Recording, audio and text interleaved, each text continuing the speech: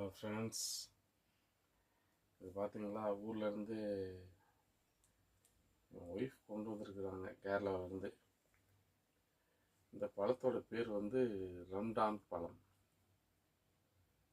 ரொம்ப குளிர்ச்சி, உடம்புக்கு குளிர்ச்சி, நல்ல சத்து உள்ளது.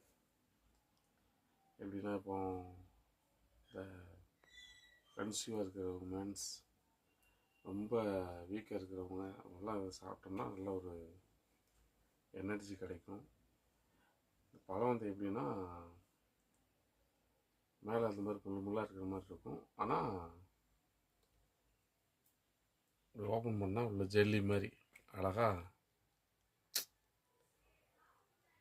பார்க்குறதுக்கே அழகாக இருக்குது பாருங்கள்.